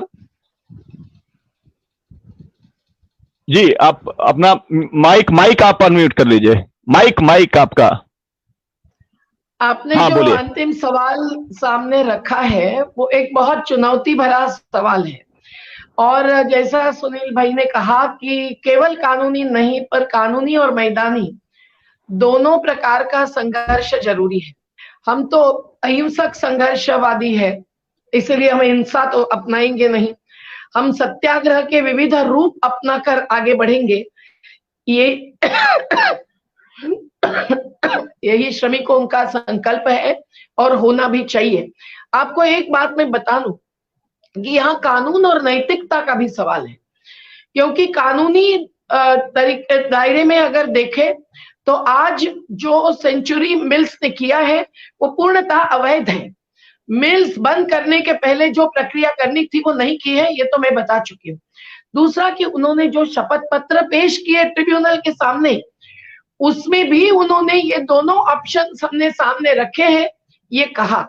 और कभी भी ऐसा नहीं कहा कि, और वो ऑप्शन ये था कि वीआरएस यानी वॉलंटरी रिटायरमेंट स्कीम, जबकि मजदूरों को वॉलंटरी रिटायरमेंट का कोई सोर्स या ये नहीं है। अफसोस है कि इनवॉलंटरी रिटायरमेंट उन पर थोपी जा रही है, और वो रिटायरमेंट भी सही नहीं, ये तो पूरे चंद रुपयों में उड़ा देंगे। ये कानूनन मौका अगर वो लेना चाहते हैं तो केवल शासन की कंपनी के पक्ष में होने से ही हो सकता है, अन्यथा इस अवैधता के सामने उन्होंने जो अपने शपथ पत्र में दूसरा विकल्प दिया, उसी विकल्प को शासन ने आगे बढ़ाना चाहिए, ये उनका फर्ज बनता है। तीसरी बात यह है कि उस ट्रिब्यूनल के रेफरेंस केस को हाईकोर्ट ने या सुप्रीम कोर्ट ने भी अंतिम दौर तक जाने देना जरूरी था, क्योंकि हाईकोर्ट ने जैसे अपने पहले से आदेश में कहा था कि जब ट्रिब्यूनल में केस चल रही है तो वो सिविल कोर्ट के स्टेटस रखने वाली ट्रिब्यूनल की केस अंतिम दौर तक एविडेंस यानी साबिती पुरावे तक जानी होती है, और जब तक कि वो कुछ गैर कानूनी कहते या करते नहीं है तब तक हाईकोर्ट कोई हस्तक्षेप नहीं कर सकता है। लेकिन सुप्रीम कोर्ट ने हाईकोर्ट का वो फैसला मंजूर किया कि चलो वो रेफरेंस नहीं चले, पर सुप्रीम कोर्ट ने और हाईकोर्ट ने भी वेतन चालू रखा है। इसलिए चालू रखा है क्योंकि मिल्स बंद होने की कानूनी प्रक्रिया न अपनाते हुए मिल्स का प्रोडक्शन बंद किया गया है। तो हम लोग आज भी सेंचुरी को ये कहना चाहते हैं और ट्रेड यूनियंस को ये कहना चाहते हैं कि उन्होंने इन सभी प्रक्रियाओं को जो अवैध है उसको चुनौती देने का समय है, आज भी है, हम मानते हैं। जहां तक यूनियंस का सवाल है, यूनियंस के बड़े बड़े नेताओं ने स्पष्ट भूमिका लेनी चाहिए। अगर वो नहीं लेंगे तो जैसा आपने कहा कि विरोधाभास सामने आएगा और उन पर का भरोसा श्रमिकों के बीच का कम होता जाएगा। हमने ऐलान किया है उनको, ऐसे यूनियंस को, कि जो समविचारी है, कम से कम उन्होंने फिर से एक लिखित अपना प्रस्ताव रखना चाहिए कि अगर 90% श्रमिक मिल्स चलाकर रोजगार सुरक्षित रखना चाहते हैं, तो हम भी आज रोजगार के लिए लड़ रहे हैं, तो हम उनके खिलाफ नहीं है। जो कंपनी आज हर महीने 1.5 करोड़ रुपए का वेतन दे रही है, उन्होंने पूरे 17 अक्टूबर 2017 से अभी तक हर महीने 1.5 करोड़ का वेतन देने के बदले अगर जो लोग वीआरएस चाहते हैं उनको वीआरएस भी दे देते तो भी कंपनी का नुकसान नहीं होता। दूसरी बात कि आखिर में सार्वजनिक हित में निर्णय होना चाहिए किसी भी औद्योगिक इकाई के बारे में, लेकिन ये सार्वजनिक हित का क्राइटेरियन यानी निकष रखते हुए मध्य प्रदेश सरकार अगर निर्णय लेती है तो वो निर्णय हमारे ही पक्ष में आना चाहिए। जहां तक यूनियंस का सवाल है, यूनियंस की चारों यूनियंस की मिलकर 10% भी मेंबरशिप नहीं है, तो ट्रेड यूनियन एक्ट के अनुसार उनको इन सेंचुरी मिल्स से हट जाना चाहिए था। विनम्रता से और हमारे सम्मान के साथ वो विड्रॉ कर सकते थे, क्योंकि उनको नोटिस भी मिल चुकी है रजिस्ट्रार ऑफ मध्य प्रदेश से कि आप आपकी सदस्यता साबित करो, जो उन्होंने आज तक नहीं की है। उनके नेताओं ने, आईटक इंटक जैसे फेडरेशन के नेताओं ने आज भी ये सोचना चाहिए और अपनी भूमिका लेना चाहिए, बीएमएस के नेताओं ने भी लेना चाहिए कि इस प्रकार से अजनतांत्रिक व्यवहार श्रमिकों के साथ अगर हम करेंगे तो जनतंत्र बचाओ देश बचाओ का नारा हम राष्ट्रीय मंचों से भी नहीं दे पाएंगे। जहां तक सेंचुरी कंपनी का सवाल है, जैसा प्रत्युष भाई ने कहा, निगोशिएशंस, कंसिलिएशन विथ श्रमायुक्त के हस्तक्षेप से कंसीलिएशन यानी विवाद सुलझाव की प्रक्रिया नहीं, तो निगोसिएशंस यानी संवाद, और संवाद के साथ सुलझाव की प्रक्रिया खुद कंपनी शुरू कर सकती है। अभी नई फैक्ट्रीज को लिए राजपत्र जो 6 मई को लॉकडाउन में मध्य प्रदेश ने निकाला, उसमें उन्होंने यही कहा है कि फैक्ट्रीज अपनी निगोसिएशन से विवाद सुलझाने की प्रक्रिया अगर शुरू करती है तो श्रमायुक्त को या सरकार को कोई हस्तक्षेप करने की जरूरत नहीं रहेगी। तो क्यों न सेंचुरी, जिनके साथ हम लोग हरदम हार्दिक संवाद करते आए, इसके तो गवाह यूनियंस के अधिकारी भी है, वकील साहब भी है, ट्रिब्यूनल भी है, कोर्ट्स भी है, तो क्यों न वो आज भी निगोसिएशन के लिए तैयार हो जाए। और निगोसिएशन अगर करना है तो हमारी ही श्रमिक जनता संघ को उनको बुलाना पड़ेगा। 90% सदस्य हमारे हैं, हमारी पूरी कार्यवाही कागजी कंप्लीट है आज के तक के ऑडिट के साथ, और हमारी यूनियन ऑल इंडिया ऑपरेशंस को मंजूरी लेकर चलने वाली हिंद मजदूर सभा से जुड़ी हुई है। हमारे हिंद मजदूर सभा के उच्च नेता जो कि all India textile workers federation के भी नेता है, उनको भी हम ऐलान करते हैं कि उन्होंने भी हस्तक्षेप करना चाहिए। अगर सभी all India trade union council अगर इसमें अगुवाई करती है तो हमें लगेगा कि ये रही मजदूर एकता की बात, जिसको कि सुनील भाई ने भी अधोरेखित किया। और आखिरी मुद्दा यही है कि आखिर सेंचुरी अगर मिल्स नहीं चलाना चाहती है तो भी इस देश के रोजगार को खत्म करने देना हम सभी को नहीं मंजूर होना चाहिए। और इसीलिए मैं तो ऐलान करती हूँ कि हर नागरिक, हर जन संगठन, जिसमें अलग अलग क्षेत्रों के संगठन हो सकते हैं, जिनकी आज अभूत एकता देश में बन रही है लॉकडाउन के होते हुए भी, वो सभी लोग मुख्यमंत्री मध्य प्रदेश के साथ साथ सेंचुरी कंपनी के वाइस प्रेसिडेंट जो आज डालमिया जी भी है, उनको भी पत्र लिखे और ये कहे कि आपने जो आश्वासन दिया था उस पर भरोसा रखकर मजदूर आगे बढ़े हैं। आप अभी अनैतिक भूमिका न लीजिए, धोखाधड़ी न कीजिए।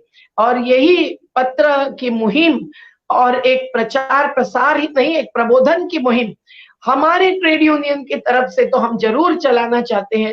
सुनीलम जी बहुजन संवाद के मंच को हमें इसके लिए ही आधार बनाने दिया, इसलिए आपके, आठिया जी के, जब्बार सिंह भाई के हम सभी को धन्यवाद देते हैं।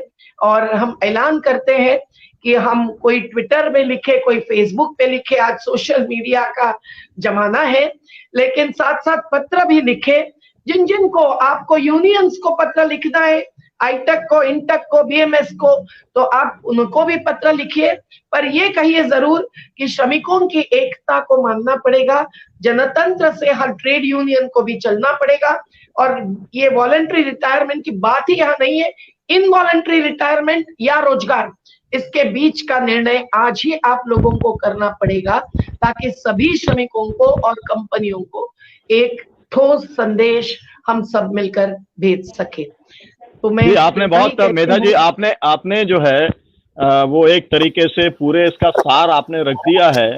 और हम ये उम्मीद करते हैं कि जिन्होंने बहुजन संवाद पर ये बहस देखी होगी और अभी जितने भी लोगों ने देखी हो, सैकड़ों ग्रुप्स के अंदर ये हमारा जब आएगा, लिंक के ऊपर आएगा, यूट्यूब के ऊपर आएगा, तो इस बहस को पूरे देश के अंदर लाखों लोगों के द्वारा देखा जाएगा। तो हम ये उम्मीद करते हैं कि अब जिस आपने कैंपेन चलाने की बात आपने कही है, राज्य सरकार के साथ में संवाद बने, राज्य सरकार सही निर्णय करे और जो इसके मैनेजमेंट है वो भी डायलॉग जो है वो शुरू करें, जो मेजॉरिटी यूनियन है उसके साथ बातचीत करें, और जो अन्य ट्रेड यूनियंस हैं वो भी एक साथ खड़े होकर के एक जो नया एक रास्ता बन सकता है पूरे देश के लिए, क्योंकि क्लोजर जो है वो कोई नई बात नहीं है, ना पहली बात है ना अंतिम बात है, लेकिन इससे एक रास्ता निकल रहा है। यहाँ पर जो संघर्ष हुआ है उससे एक रास्ता निकल रहा है और वो रास्ता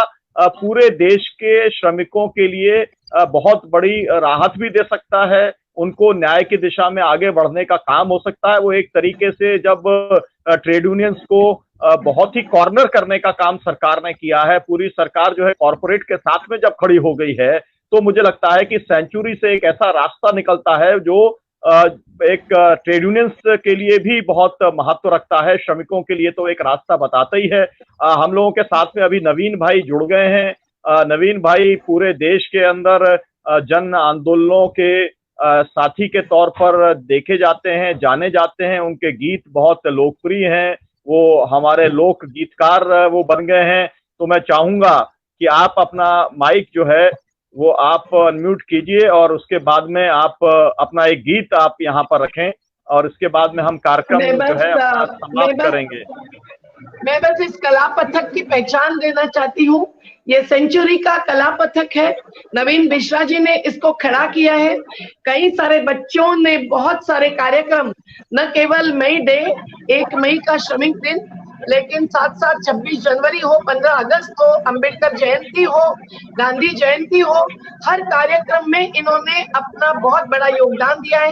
श्रमिकों ने निर्माण का कार्य भी इन 1000 दिनों में आगे बढ़ाया, एक हाथमाग लाया और अपना कपड़ा बुना है।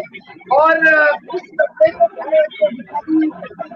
लेकिन ये बहुत जरूरी है समझना कि संघर्ष और निर्माण दोनों करने के लिए बहुत ही कुशल और उत्सुक ये सेंचुरी श्रमिकों की आवाज नवीन मिश्रा जी और बच्चों के समूह के साथ और उनके कला पथक के द्वारा हम आज आपके सामने रखना चाहते हैं। सभी श्रमिक जनता संघ जिंदाबाद, जिंदाबाद, जिंदाबाद। श्रमिक जनता संघ जिंदाबाद, जिंदाबाद, जिंदाबाद। कौन बनाता हिंदुस्तान? कौन चलाता हिंदुस्तान? हमें रोजगार चाहिए, हमें रोजगार चाहिए। हल चला के खेतों को मैंने ही सजाया रे,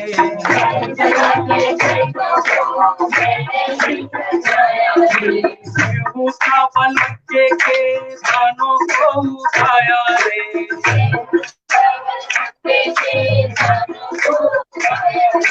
चूल्हा भी जलाया मैंने, धान भी पकाया रे।